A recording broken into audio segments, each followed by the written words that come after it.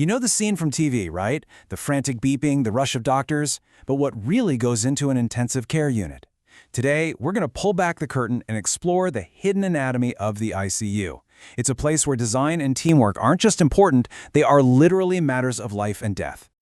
So what really goes into designing a space for life's most critical moments? I mean, think about it. We're going to explore the blueprint of an ICU, where every single choice, and I mean every choice, from the layout of the room right down to where they put a power outlet, is a super calculated decision. Believe me, it is so much more than just a room with a bed. Okay, so what is an ICU at its core? Well, it's all about concentration. It's about bringing together the exact skills, the right technology, and all the necessary resources for patients who are critically ill. And the whole point, the big goal, is to support them through conditions that are life-threatening, but, and this is key, potentially reversible. And what's really fascinating is how access to this kind of care can be so different depending on where you are in the world. I mean, get this. New Zealand has about 3.6 ICU beds for every 100,000 people. Now, compare that to the United States, which has almost 26. That is a massive difference, and it really just highlights how specialized and, honestly, how resource-intensive this kind of care is. Okay, so with that context in mind, let's dive in. We're going to zoom in on the physical space itself, the blueprint, you could say. We'll break down everything from how a modern ICU is built right down to the nitty-gritty of a single bed space. You know, they say location is everything, and that is absolutely true for an ICU. Its placement in a hospital is incredibly strategic. It has to be close to the emergency department, to the operating rooms, and to imaging facilities like CT scanners. Why? Because for a patient this sick, every second counts, and the shortest path is always the safest. Now this brings us to a huge debate in ICU design. Should you use single rooms or big open bays? On the one hand, single rooms are great for privacy and, crucially, for infection control. But they can make staff feel a bit isolated. On the other hand, open bays are fantastic for staff communication. Everyone can see what's happening. The downside? Not much privacy. It's a really tough trade-off, which is why a lot of modern ICUs actually use a hybrid approach, a mix of both. 25 square meters. Just let that sink in.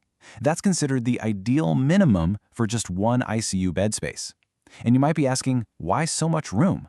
Well, you've got to fit the bed, a ventilator, all the monitors. Plus, sometimes you need really complex equipment like dialysis machines or even an ECMO machine. That's basically an artificial lung. And that's all before you make space for the doctors, the nurses, and the patient's family. In the ICU, space literally equals safety. And just look at what's packed into that single space. The anatomy of one bed is incredible. You've got ceiling pendants to get all the equipment up off the floor and out of the way. You need at least 16 power outlets to run everything. Multiple suction outlets are absolutely critical. They even have automated hand washing sinks. And something you might not expect, access to natural light. It's actually considered essential because it can help reduce a patient's confusion and just generally support their well-being. See, every single detail matters. But you know, a perfectly designed space is just a space. It's nothing without the right people running it. So now let's shift gears. We've talked about the hardware, so to speak. Now let's talk about the human software, the incredible multidisciplinary team that is the real engine of the ICU. Yeah, it's easy to think of an ICU as just doctors and nurses, but it is so far from a two-person show. It is a massive team effort. You've got physiotherapists helping patients maintain muscle strength, dietitians managing complex nutritional needs, pharmacists overseeing medications, not to mention all the crucial support staff that keep the whole thing running. They are all working together all the time. And here's a core principle of how that team works. Constant, high-level medical oversight. There's always a senior specialist who is exclusively rostered to the unit, and, just as important, an experienced junior doctor is physically in the unit, 24 hours a day, 7 days a week. That continuous presence, it's absolutely fundamental to keeping patients safe.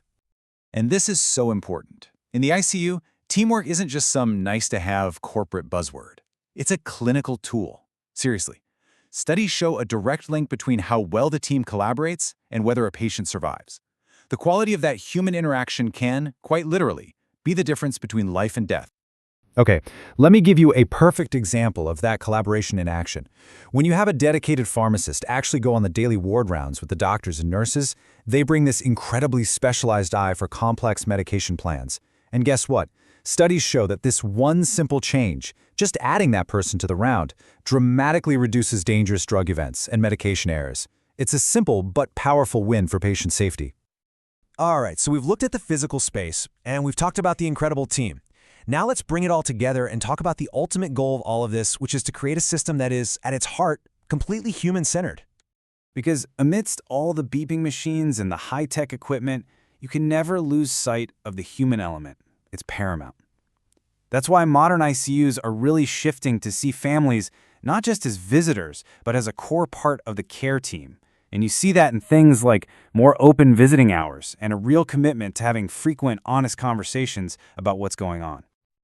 And to make sure they're always providing the best possible care, ICUs are constantly learning, constantly improving. They often use a framework like this, these 3 pillars. They look at their structure. Do they have the right staffing and capacity? They examine their clinical processes. How is care actually being delivered, day to day? And then they measure their outcomes. And this is key. It's not just about survival rates anymore. It's about the patient's quality of life after they leave. Which brings us right back to the people who make this all happen. The staff who work in the ICU. They are an incredibly precious resource. They're the unit's most valuable asset, without a doubt. And that's why thinking about their well-being is so critical.